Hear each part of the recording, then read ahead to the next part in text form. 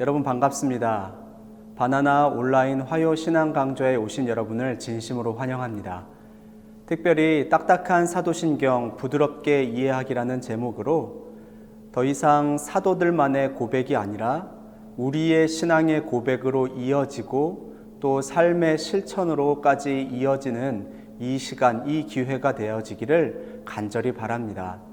먼저 사도신경으로 우리의 신앙을 고백하겠습니다. 전능하사 천지를 만드신 하나님 아버지를 내가 믿사오며 그 외아들 우리 주 예수 그리스도를 믿사오니 이는 성령으로 잉태하사 동정녀 마리아에게 나시고 본디오 빌라도에게 고난을 받으사 십자가에 못 박혀 죽으시고 장사한 지 사흘 만에 죽은 자 가운데서 다시 살아나시며 하늘에 오르사 전능하신 하나님 우편에 앉아 계시다가 저리로서 산자와 죽은 자를 심판하러 오시리라. 성령을 믿사오며 거룩한 공예와 성도가 서로 교통하는 것과 죄를 사하여 주시는 것과 몸이 다시 사는 것과 영원히 사는 것을 믿사옵나이다. 아멘. 우리는 지난주에 전능하신 하나님 우편에 앉아 계시다가 저리로서 산자와 죽은 자를 심판하러 오시리라, 이 부분을 함께 같이 공부했습니다. 예수님께서 현재 하시는 역할, 하나님 나라에서 하시는 역할 두 가지를 함께 같이 나누었죠. 첫 번째는 하나님 우편에서 하나님과 동등하게 계시며 하나님 나라를 통치하고 계십니다. 이것은 현재형이기에 우리가 살아가고 있는 지금 이 땅 하나님의 나라에서도 동일하게 하나님은 이 땅을 다스리시고 우리의 삶을 다스리고 계심을 다시 한번 믿음으로 고백하였습니다. 또한 마치 구약시대의 대제사장이 그러했던 것처럼 지금도 여전히 하나님과 우리 사이에서 우리를 위하여 중보 기도하고 계시는 분이 바로 우리 예수님이셨습니다. 또한 예수님께서는 미래에 어떻게 다시 오실까에 대한 것도 함께 나누었습니다. 물론 어떻게 다시 오실지, 언제 다시 오실지, 어떤 모습으로 오실지 우리는 알 수 없으나 한 가지 확실한 건 분명히 다시 오실 것이라는 것입니다. 그렇기 때문에 우리는요, 늘 깨어서 준비하여야 합니다. 그분이 오셔서 죄에 대해서, 의에 대해서 심판하실 것이기 때문입니다. 또한 여러분이 내주신 숙제 잘 보았습니다. 나의 삶의 자리는 과연 하나님의 나라인지, 그리고 나는 하나님 나라를 살아가고 있는지, 나의 삶의 자리를 하나님이 다스리고 계신지에 대해서 스스로 성찰하며 돌아보았던 시간이었을 겁니다. 여러분의 써주신 숙제 보고 저 또한 많은 은혜를 받았습니다. 오늘은 성령을 믿사오며 거룩한 공예와 성도가 서로 교통하는 것과 이 부분을 함께 같이 나누려고 합니다. 성령님께서 세우신 교회와 그리고 성령님께서 함께 하시는 성도에 대해서 이야기하려고 합니다. 먼저는 성령을 믿사오며 이 부분인데요. 사도신경은 크게 세 단락으로 나누어져 있습니다. 첫 번째는 성부 하나님, 그 다음은 성자 예수님, 그 다음엔 성령 하나님이시죠. 이 성령님에 대한 이야기를 오늘 함께 같이 나누려고 합니다. 성령을 믿사오며 라고 시작할 때에 여러분 기억나십니까? 크레도인. 크레도 무엇이라고 했죠? 믿습니다. 그런데 그냥 믿는 것이 아니라 마치 나의 심장을 들이듯이, 다시 말하면 생명 다해 목숨 걸고 나는 믿겠습니다 라고 고백하는 겁니다. 때때로 사람들은요, 성령님을 마치 신비한 능력이나 아니면 막 뜨거운 에너지로 오해하고 있는 경우가 있는 것 같습니다. 또한 성령 충만한 것을 보면 마치 광신도와 같이 될까 겁을 내고 두려워하기도 합니다. 그런데 이거는 완전히 성령님에 대한 오해입니다. 성령님을 잘 모르기 때문에 일어난 일이지요. 성령님은 인격적인 분이십니다. 그렇기 때문에요, 절대 우리의 몸과 마음을 무례하게 막 파고들어서 해집지 않으십니다. 성령은 우리가 그리스도인, 즉 하나님의 자녀답게, 그리고 예수님 닮은 사람으로서 살아가도록 곁에서 우리를 도우시는 분이십니다. 또한 우리를 거룩한 사람으로 변화되어져 가게 도우시는 분이 바로 성령님이시죠. 요한복음 15장 26절에 이렇게 고백하고 있습니다. 내가 아버지께로부터 너희에게 보낼 보혜사 곧 아버지께로부터 나오시는 진리의 성령이 오실 때에 그가 나를 증언하실 것이요. 여기서 예수님께서는 성령님을 보혜사라고 말씀하십니다. 보혜사는요, 파라클레토스, 즉 돕기 위해 곁으로 부른 자입니다. 위로자이고 중재자입니다. 우리의 삶의 모든 순간에 성령님께서는 우리와 함께 하십니다. 우리 곁에서요. 그리고 우리를 돕고 계십니다. 그 성령님 덕분에 우리는 이 세상에서 하나님의 사람답게 그리스도인답게 살아가는 것이지요. 또한 많은 청년들이 오해하고 혼동하고 있는 것들 중에 하나는 만약 누군가 당신은 성령을 받으셨습니까? 혹은 성령님이 그 안에 계십니까? 라고 말할 때 바로 대답하지 못하고 머뭇거리게 되어지는 겁니다. 왜 그럴까요?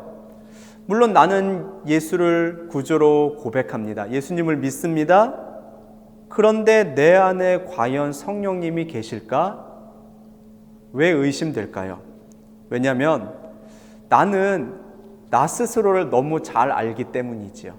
이 땅을 살아가다 보면 믿음 없는 사람처럼 행동할 때도 많고 유혹에 넘어갈 때도 많고 주저앉을 때도 많지요. 매일 시험에 들지요. 그러면 성령님이 내 안에 계시다는데 나는 왜 그렇게 살아갈까? 스스로 자책을 하게 됩니다. 그럼 내 안에 성령님이 안 계시나 보다라고 오해하는 겁니다. 사실 그것은 우리가 믿음 없어서가 아닙니다. 성령님이 안 계셔서도 아니지요. 단지 우리가 하나님의 말씀대로 살아갈 그 의지가 나약하기 때문입니다. 고린도전서 12장 3절에 또 성령으로 아니하고는 누구든지 예수를 주시라 할 수 없느니라 이렇게 말씀하십니다. 여러분이 만약 전능하신 하나님이 나의 하나님이시고 그것을 믿는다면, 그리고 예수님께서 나의 죄를 위하여 이 땅에 오셨고 십자가에 달려 죽으셔서 나의 죄가 다 사하여졌고 그리고 다시 살아나셨기 때문에 내가 구원받고 영생을 얻을 수 있습니다. 이것을 믿는다면 여러분 안에는 성령님이 계십니다. 제가 보증합니다. 우리의 지혜와 지식으로, 우리의 의지로 이것을 믿을 수, 고백할 수 없습니다. 절대로요.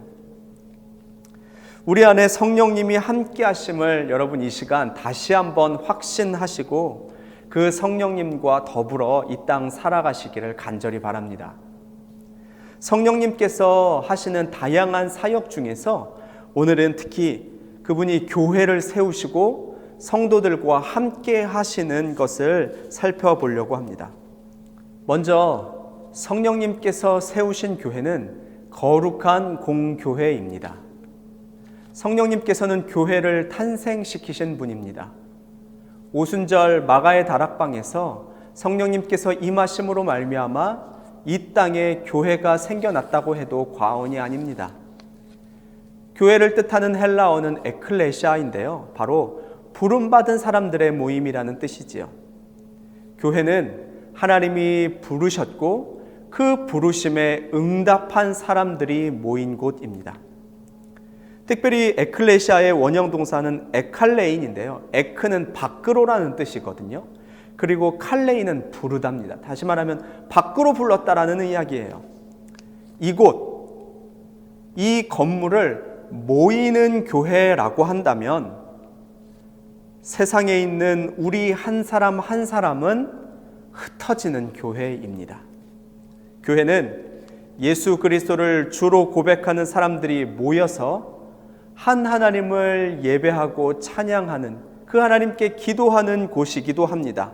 이곳을 모이는 교회라고 한다면, 흩어지는 교회는 우리 한 사람 한 사람에게 사명을 주신 하나님께서 우리끼리만 모여 있지 말고 적극적으로 세상 밖으로 나아가 불러내어 각자의 자리에서 주신 그 사명을 감당하라는 것, 이것이 바로 흩어지는 교회의 사명이지요. 그렇기 때문에 교회는 어떤 모습이어야 하느냐? 첫 번째, 거룩해야 합니다. 거룩함을 뜻하는 헬라어 하기오스는요, 하나님을 향해 따로 구별되었다라는 것을 의미합니다. 거룩함은 그냥 그런 모습이나 상태가 아니고요, 마음가짐이나 삶의 자세입니다. 거룩하다고 해서 아무 죄도 없고 막 깨끗한 완벽한 모습을 상상하기 쉽습니다만, 그것이 아니라요, 우리의 몸과 마음이 어디를 향해 가고 있느냐, 하나님을 향해서 구별되어져 있느냐, 이것을 의미합니다. 세상에 있지만 하늘에 속한 자고, 세상에 살지만 하늘을 바라보는 자, 그 사람이 바로 거룩한 사람입니다. 세상에서 세상 사람처럼 살지 않고 하나님 나라 백성으로 살아가는 사람, 세상에서 빛과 소금의 역할을 감당하며 살아가는 사람, 그렇게 살려고 애쓰는 사람, 그 사람이 거룩한 사람입니다. 그런 구별된 사람들이 바로 거룩한 사람이고, 그들 한 명 한 명이 모인 곳이 바로 교회입니다. 교회의 두 번째 모습은 바로 공적이어야 합니다. 캐톨릭은 천주교를 뜻하는 게 아니라 공적인 개념을 뜻하고 있습니다. 그래서 현대 영어 사도신경에서는 이 캐톨릭을 유니버셜 혹은 제너럴이라는 의미를 쓰기도 하지요. 보편적이나 일반적인 그 의미를 가지고요. 그래서 캐톨릭 처치라고 하지 않고요, 유니버셜 처치라고도 이야기합니다. 즉 모두를 포함한다는 의미입니다. 보편적인 교회는 특정한 혹은 특별한 사람들만 모이는 것이 아닙니다. 인종에 따라서 누구는 올 수 있고 누구는 오지 못하게 막는 것, 이건 교회의 모습이 아닙니다. 경제적으로 상류층의 사람들만 모이는 교회, 결코 바람직하지 않습니다. 더 나아가서 나하고 코드 맞는 사람들만 모이고 싶어, 내가 좋아하는 사람들만 함께 하고 싶어, 이것은 옳지 않습니다. 하나님이 원하시는 교회의 모습이 아닙니다. 홀리가 하나님과 나와 이 수직적인 개념이라면, 캐톨릭은 수평적 개념입니다.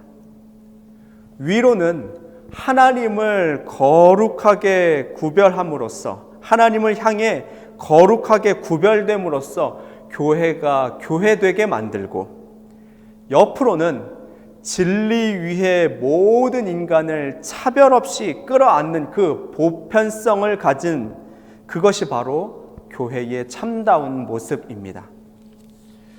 여러분, 바라기는 그런 교회 다니시고 그런 교회 되시길 간절히 바랍니다.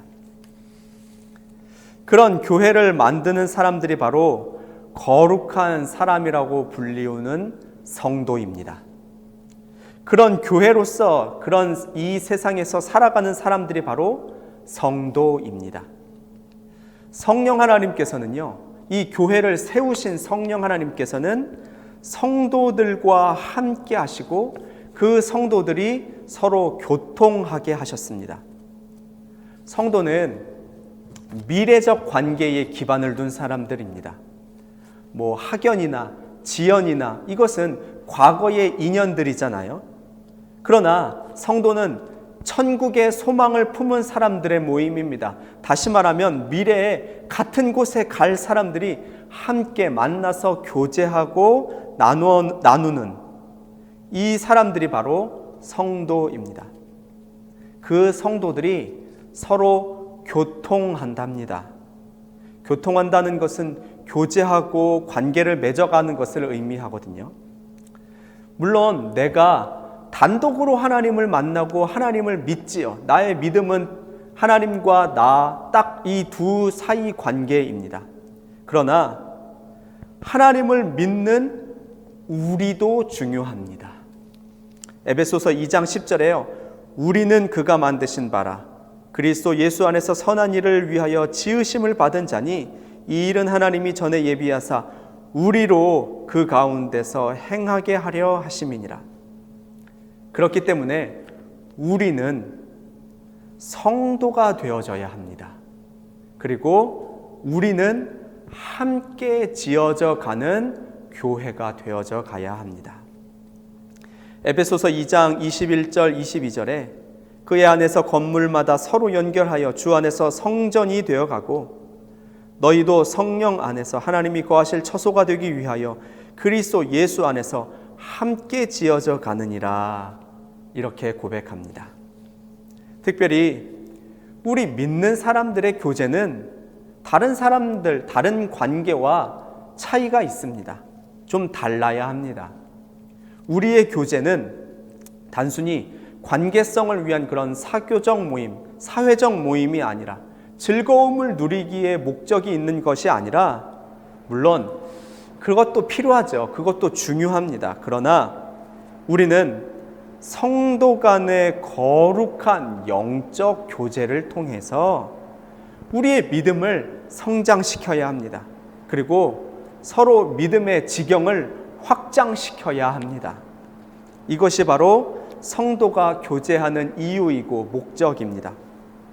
그뿐만 아니라 자기 자신만을 위한 모임 교제가 아니라 서로 중보하며 자기의 것을 서로 나눌 수 있는 모임, 이 교제, 이 공동체가 바로 우리입니다. 이것이 바로 참다운 교회의 모습이고 성도가 서로 교통하다의 의미입니다. 그래서 우리 성찬식 할 때 그렇게 하잖아요. 주님의 몸과 피를 먹고 마실 때 주님과 내가 연합하게 되는 것과 동시에 거기서 끝나지 않고 그것을 함께 나누어 먹음으로 말미암아 함께 성찬에 참여하는 모든 사람들이 그리스도 예수 안에서 한 형제와 자매가 되는 것, 이게 바로 성찬의 의미이지 않겠습니까? 이제 한 하나님을 믿음으로 함께 같이 모인 여러분, 성령께서 세우신 이 교회를 힘써 지키시기 바랍니다. 우리를 교회로 부르신 하나님의 뜻이 분명히 있습니다. 또한 우리 안에 계셔서 우리 한 사람 한 사람을 교회로 세우시고 교회로서 사명을 주신 하나님의 뜻이 분명히 있습니다. 나 혼자는 어렵겠지요. 혼자 하려면 힘들겠지요. 그러나 성령님이 우리 안에서, 우리 곁에서 우리를 돕고 계십니다. 그리고 우리 믿음의 동역자들이 여러분 곁에 있습니다. 이 모두가 함께 힘을 모아서 하나님 나라 만드는 여러분 되시기를, 우리 모두 되시기를 간절히 소망합니다.